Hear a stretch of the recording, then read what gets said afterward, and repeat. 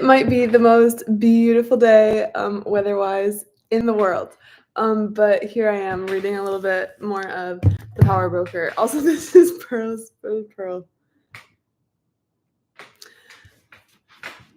Ah! Oh no, her arm got. Okay, we're on page 533, and the where we left off was admittedly quite dry. We were just going through how he needed almost $100 million to finish the West Side Highway Park situation, and he was like gradually getting the money, even though it's the middle of the Depression.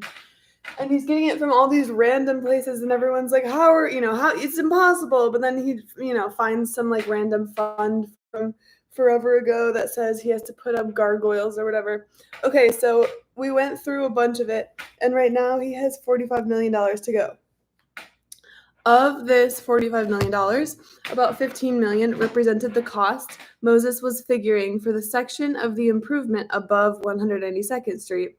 So that only about $30 million stood between him and the completion of his dream, the length of Riverside Park. He informed the Board of Estimate that $20 million of this amount would be for labor, and he could get the labor free from the CWA if only he had the $10 million for the rest of the materials and equipment. Were they going to let the money be wasted for want of $10 million? The board caved in and gave it to him. Or rather, since it didn't have the money to give, it authorized a $10 million assessment on Riverside Drive property owners. At the same time that he was telling the board that he could get the $20 million worth of labor from the CWA if only they gave him $10 million worth of materials. He was telling the CWA that he could get $10 million worth of materials from the board if only they gave him $20 million worth of labor. The CWA authorized the rehab of Riverside Park. It authorized the building of the Henry Hudson Parkway through the park. Since the CWA was not allowed to build highways or parkways, it called the parkway a park access road on the report it submitted to Washington. And he had the $30,000. He had all the money needed to complete Riverside Park. He had 6.7 miles of the dream, enough to get it all the way up to 192nd Street in the bag. There were 3 miles and $15 million to go. Is he going to do it? I don't know. You'll have to stay tuned. North of 192nd Street to the shoreline of Manhattan Island climbed steeply away from the Hudson River into the high bluffs of Fort Tryon and Inwood Hill Parks. There was a sharp, quick break in the bluffs where the Harlem River sliced through to meet the Hudson, and then the bluffs were part of the Bronx, and perched atop them and on the slopes leading down to the two rivers was the residential community of Spuyten-Duyvil, Spuyten-Duyvil, two more U's than you would expect in that word, somewhat more thickly settled than Riverdale, which lay between it and 263rd Street, the city's northern border.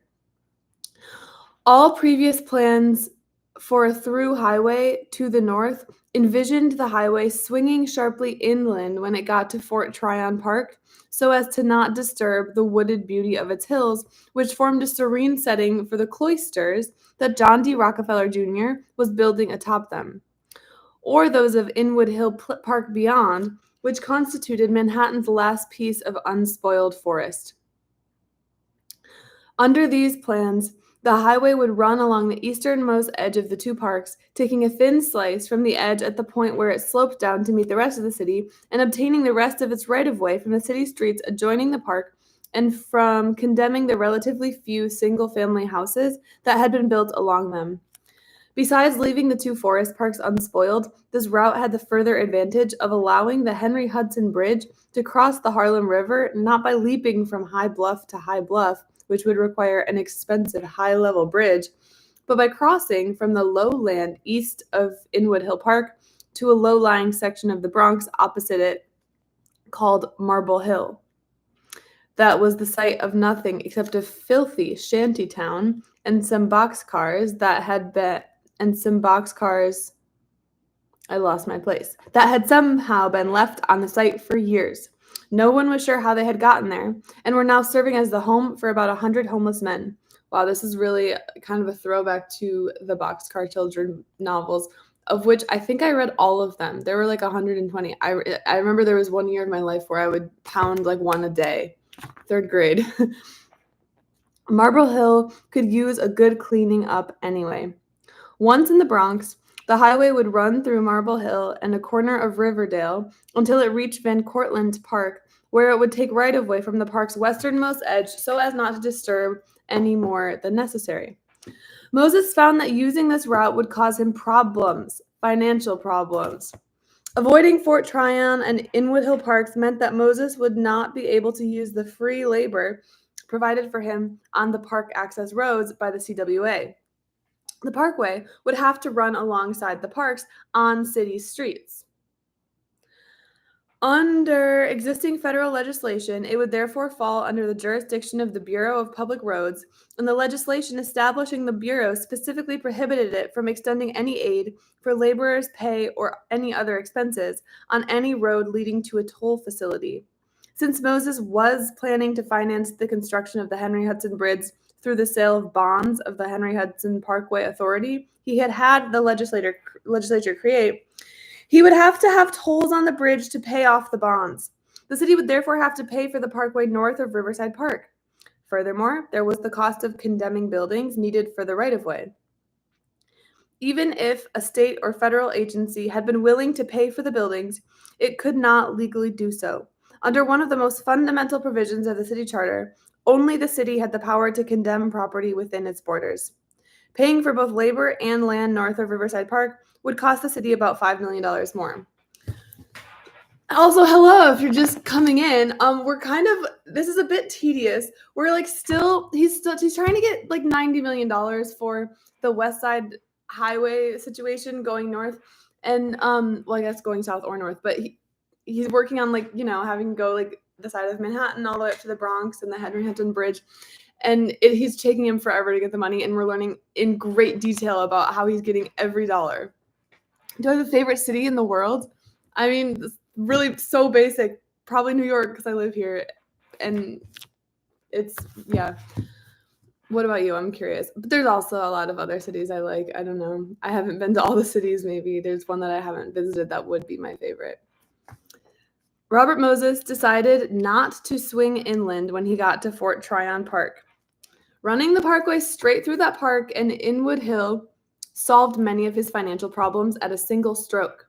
The land acquisition problem was solved instantly and completely since park land was already owned by the city. No land would have to be acquired. As for CWA paid labor, it couldn't be used on a road without approval from the Bureau of Public Roads, but it could be used on park access drives. In fact, the CWA looked favorably on the building of such drives because they made parks more accessible to the public. The sections of parkway running into Fort Tryon and Inwood Hill Parks certainly met the definition of park access drives. And who was to say where they stopped? Why couldn't the drive continue into the park itself and perhaps across it? Moses had learned from his previous dealings with the CWA that once he got a project in a park started, once he got the first stake driven into it, it was almost impossible for the CWA to refuse to let him complete it. Run the parkway through Fort Tryon and Inwood Hill Parks, and the cost of the northern section of the West Side improvement would not be $15 million, but no more than $10 million, which happened to be the amount that the Henry Hudson Parkway Authority, Robert Moses' sole member, was authorized to raise by the sale of its toll revenue secured bonds. Using the direct route through the parks would, moreover, have other financial advantage as well.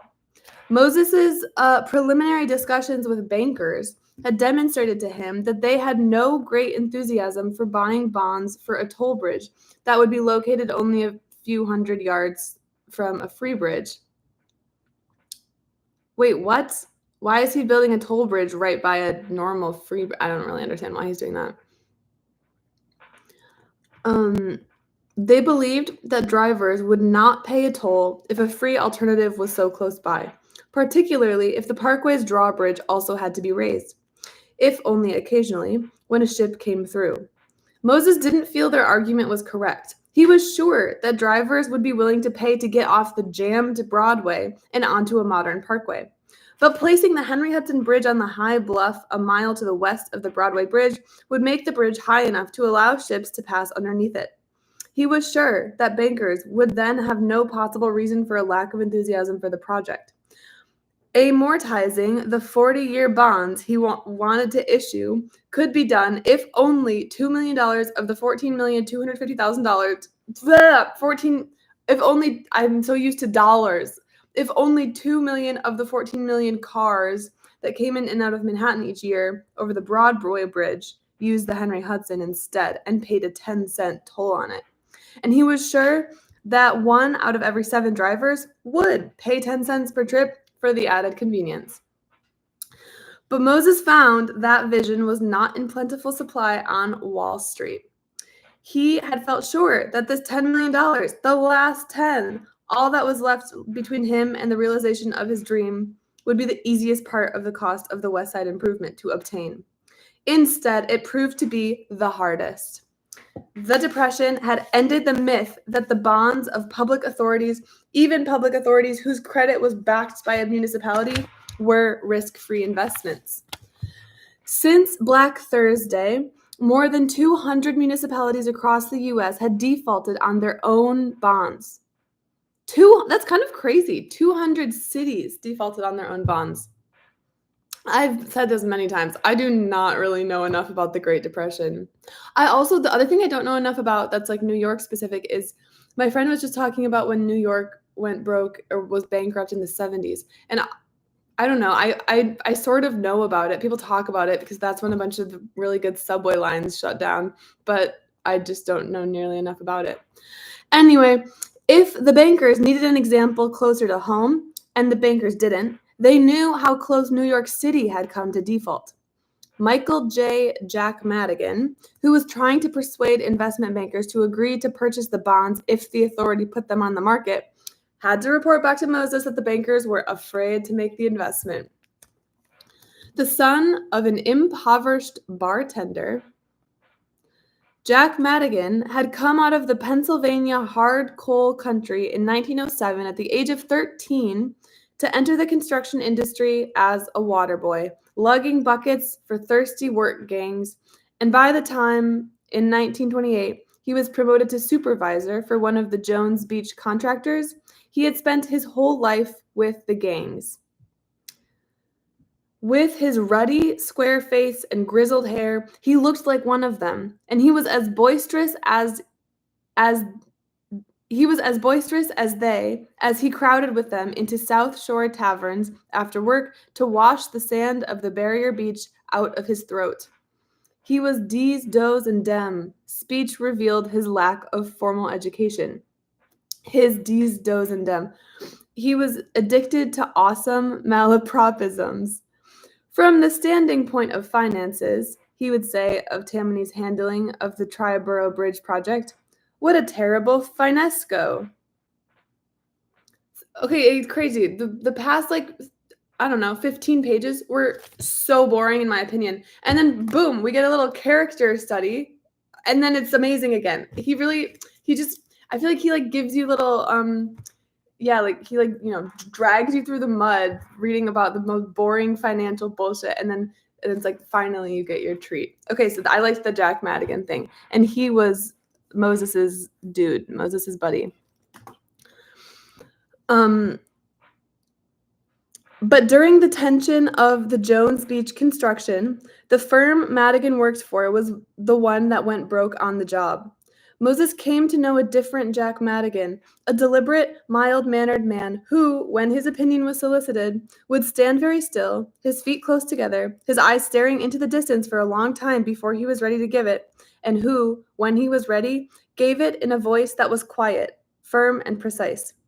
When he quit his job and with a friend, Richard V. Highland, formed Madigan Highland Inc. Consulting Engineers, with offices in the furnished room they shared over a Rockville Center restaurant and files stored in the backseat of Highland's car, part commission contracts that made Madigan a millionaire.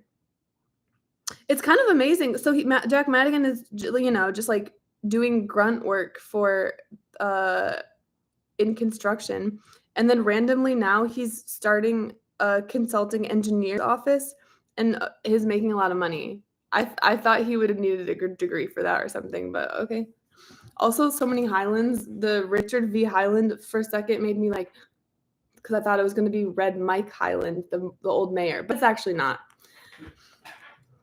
Okay, anyway. And the uneducated Irishman filled an abandoned cigar factory in Long Island City with expensive college-trained talent. Among his employees, whom he called my Phi Beta Kappa Keys, was the brilliant Emil F. Prager, who, during World War II, as chief engineer of the U.S. Navy, would design the floating dry docks that were used in the Normandy landings. Okay, that's really interesting. Moses found, moreover, that Madigan was talented with money as well as men, a fact the author learned during a series of 3-hour private Madigan lectures on the financing of public works. One lecture began and ended with the words, "Money means all. Unless you get it, you're going nowhere, brother."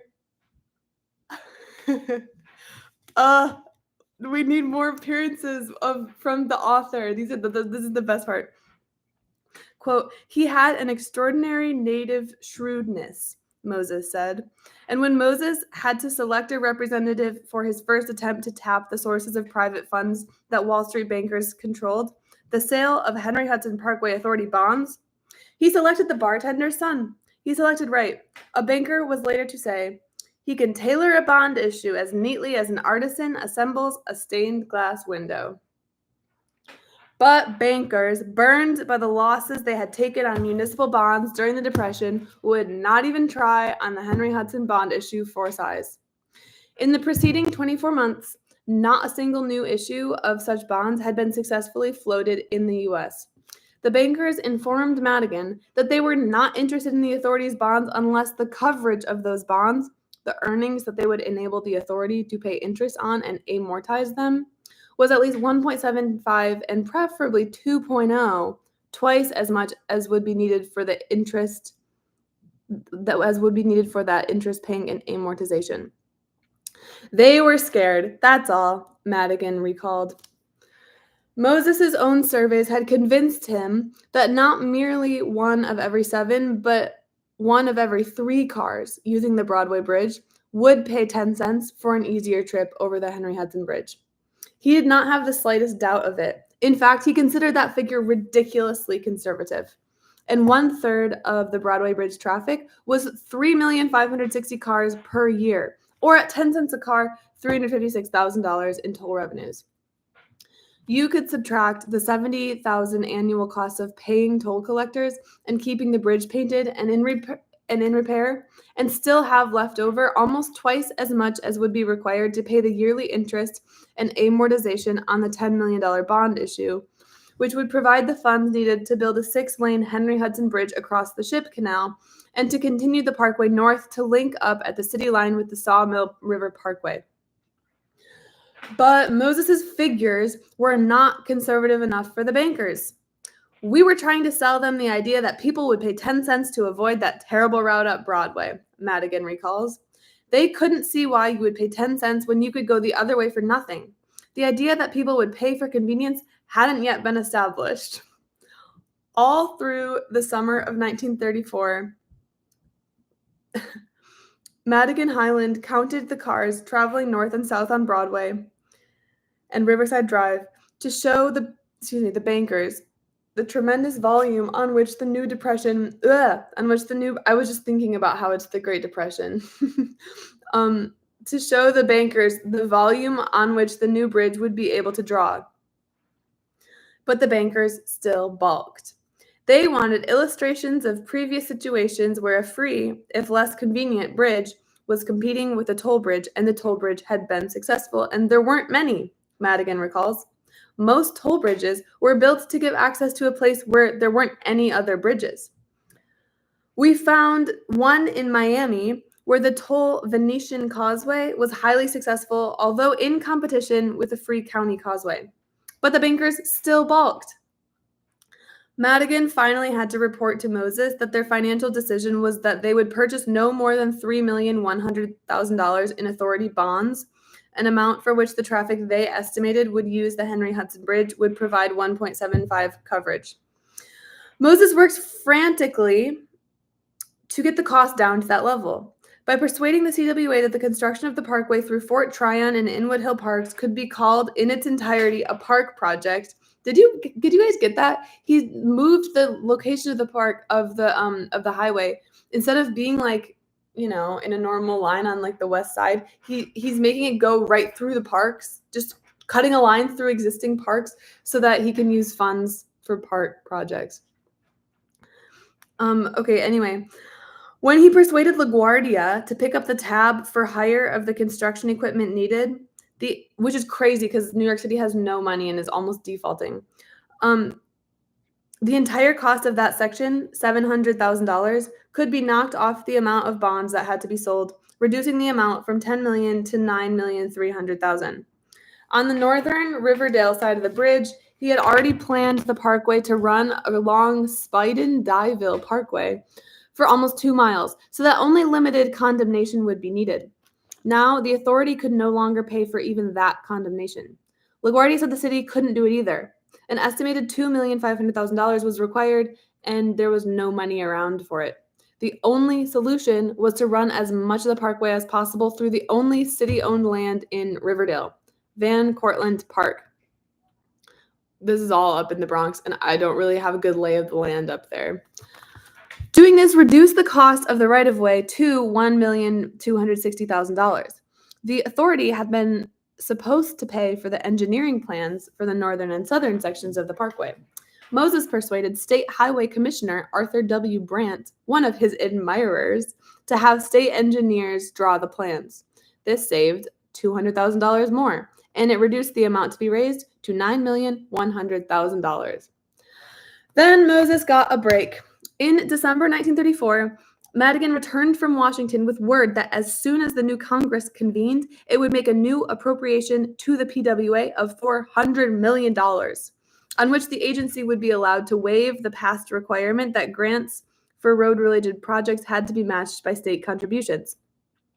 By the way, if you're getting a little tired of all this hemming and hawing over the last money needed for the West Side Improvement, please know I am tired of it too. But I think we must be almost done because we're down to the last 10%. He already raised $80 million. I mean, I don't know. We'll see. But then this chapter continues for another 20 or 30 pages. So who knows? Who knows? Rushing to Albany, Moses persuaded Lehman, the governor, to use part of the new money the state would receive to construct the Riverdale portion of the parkway. Since this section had been expected to cost $2,750,000, the amount to be raised could be reduced.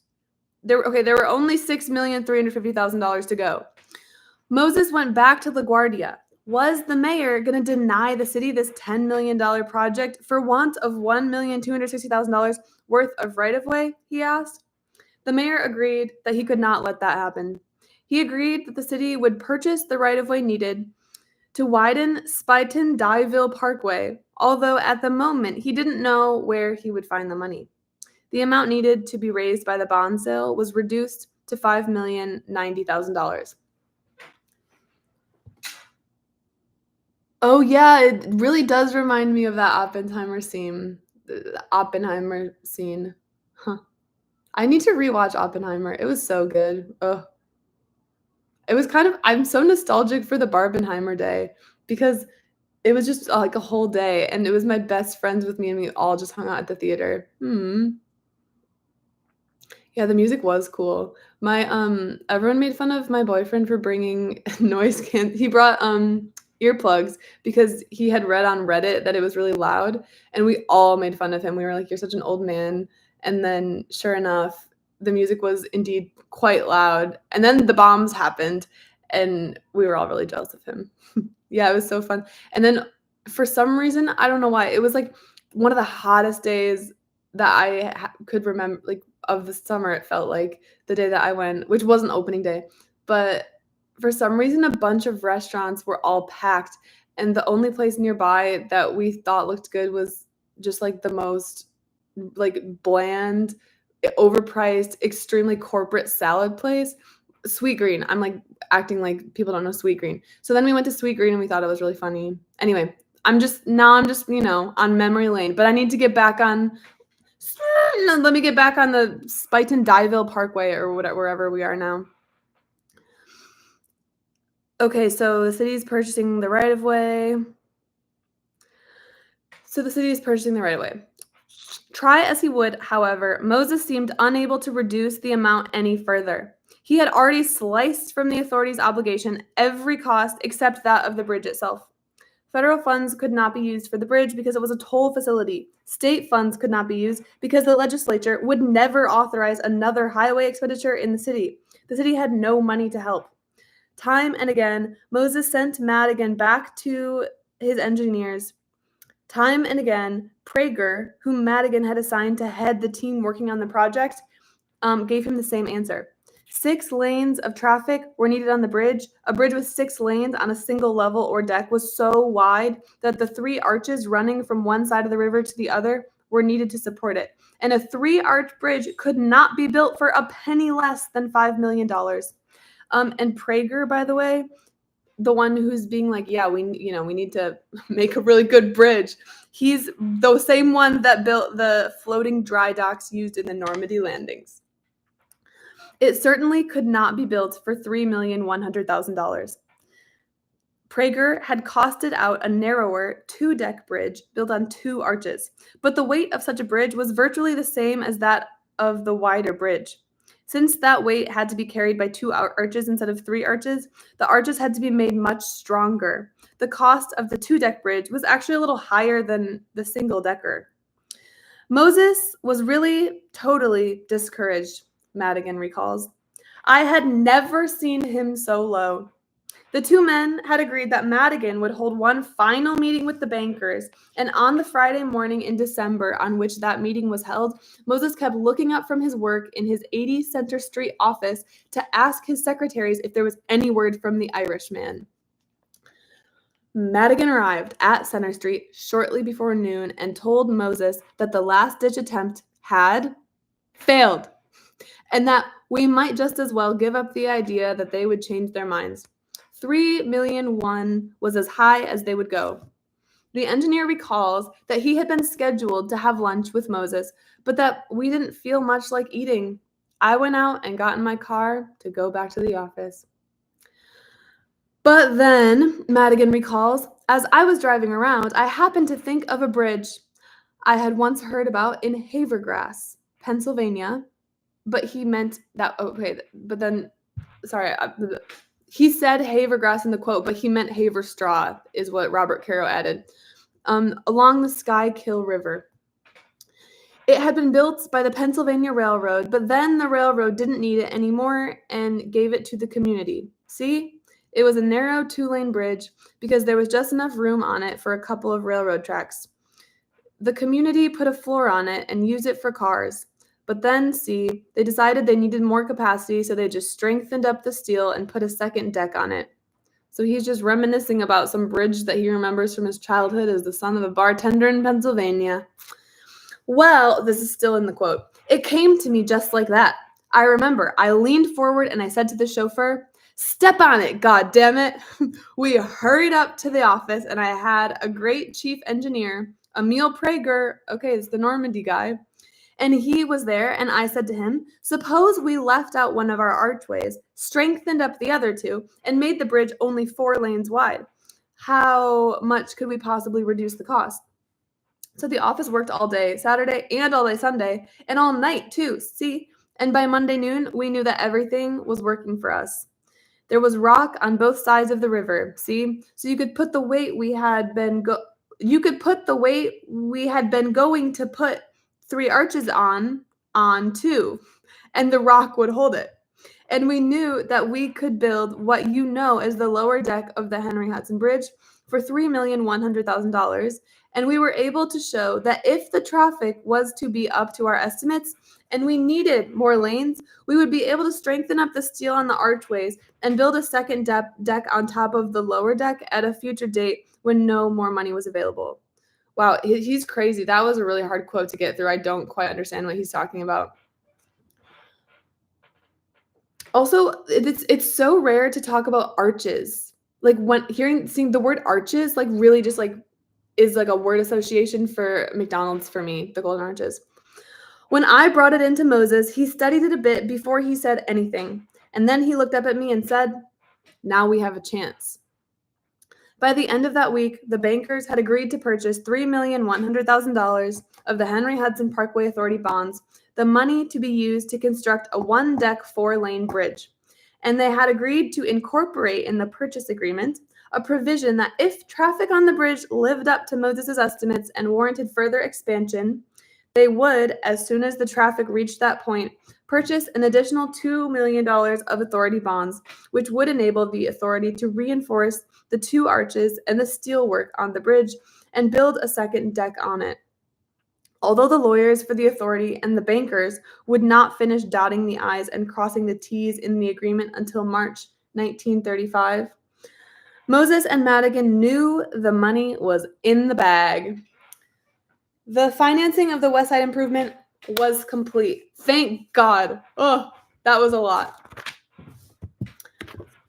In later years, as he grew steadily richer, Jack Madigan would become addicted to the way of life of the rich. The living room of his Fifth Avenue apartment would be furnished in shades of gold, gold carpet, golden love seats, golden armchairs. But over the long golden sofa, in the place of honor in his room, hung a simple engineer's sketch in black and white, a rendering of the arches, 2 arches, not 3, that support the Henry Hudson Bridge. Oh, that was a nice scene. Jack Madigan was really interesting. That was fun to hear about. It's crazy that he just moved to New York, worked in construction, and then randomly like started an engineer's corporation that had hired all the best people. That's kind of amazing. Robert Moses had envisioned the West Side Improvement with the eyes of a visionary.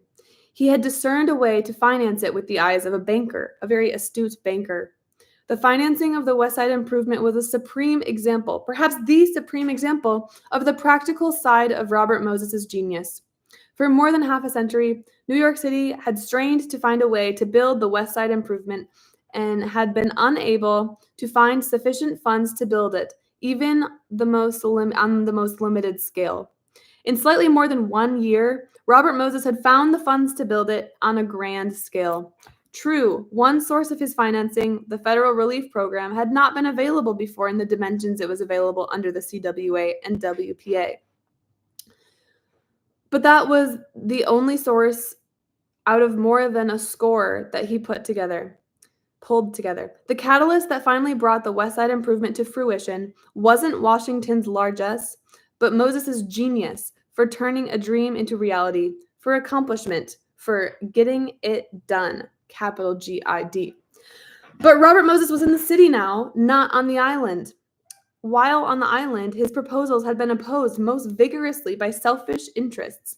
In the city, his West Side Improvement proposal was being opposed vigorously by people whose interests were not selfish at all, who cared very deeply about the city, and who felt that while an improvement was needed, the form in which Moses was proposing to build it was not the best form, was in fact a form that might even bring the city harm that might outweigh the good, and who also felt that it was not necessary to build it in that form at all. Among those men were 2 young reformers, Bill Exton and Bob Weinberg. Robert C. Weinberg was the park department architect whose early admiration for Moses had already been tempered by his refusal to take neighborhood preferences into account in the designing of neighborhood playgrounds. William Exton Jr. was a witty young man about town whose tireless pursuit of romance, parentheses, his list of girlfriends was legendary among his friends, was constantly being interrupted by his penchant for working night and day for reform causes that caught the eye. Wow, okay, Bill Exton, witty young man about town. I wonder if I'm looking him up. William Exton.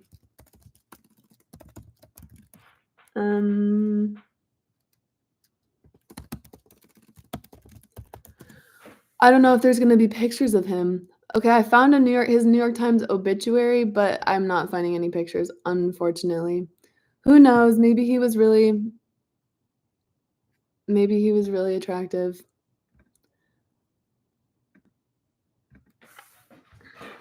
Although Exton and Weinberg were both still in their 20s, both Harvard graduates, the brilliant Exton had graduated at 19. Ugh. I bet he was such a playboy if he has all these girlfriends. Anyway, and both active members of the Citizens Union, the City Club, and the Park Association. But the two had never been close friends. The West Side Improvement was to make them close. For Exton loved Inwood Hill Park and Weinberg loved Spuyten Duyville, and each of the two young men felt that the improvement would destroy the thing that he loved. Inwood Hill Park was not a park at all, but a wilderness, a wonderful wilderness, a last remainder crowded into the craggy hills in the northwesternmost corner of Manhattan Island by the relentless spread of concrete that once almost all of the island had been covered with lush green forests. To the east, the hills sloped down into a valley that opened on a beautiful, peaceful cove formed by a U-curve in the Harlem River. In the valley, the site of the old Algonquin village of Shoracapcock, which is the origin of the name of Spuyten Duyville's Capcock Street, in case you were curious. It means in between the hills.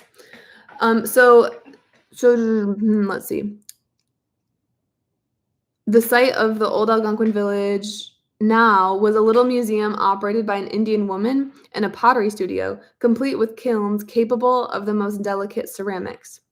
In the cove, the last bit of natural waterfront on Manhattan Island, and the reputed site of the landing of a longboat from Henry Hudson's Half Moon 300 years before, and of a battle between the longboat crew and the Algonquins, stood a giant tulip tree under which Hudson had held a powwow with the Indians. What is a tulip tree? Does anyone know? I really read that and then I had to reread it. I'm looking it up. Tulip tree. Yeah, it's a thing. It's a beautiful plant. It's a tree. It's a deciduous tree. That's great. I think I'm going to finish this paragraph and then I'll be done. On the opposite or Harlem River side of the park's hills, 200 feet below the steep escarpment that formed their western edge, was a narrow strip of landfill that had held a New York Central roadbed. But in the 300 acres covered by the hills themselves, there was hardly a sign of the hand of man. The lords of Lord and Taylor had once lived in 2 mansions on the escarpment, but these had burned to the ground decades before. When Exton turned off the city's asphalt streets and wandered up the steep slopes, it was their steepness that had saved them from development. He found himself in a different world, a world of wild underbrush and towering trees.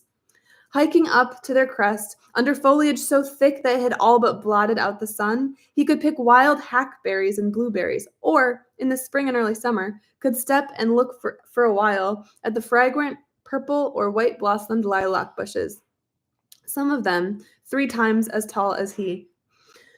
At the crest, out on the escarpment, was a view that guidebooks marveled over. Perhaps the finest Manhattan offers, said one. The broad sweep of the Hudson below, and looming above the river on its far shore, the endless miles of the Palisades, unmarred north of the George Washington Bridge by a single man-made structure.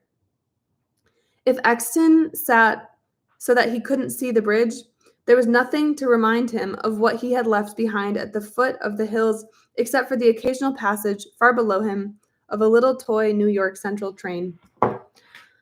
Well, that's nice. Maybe I should go to Inwood Hill Park. It sounds beautiful.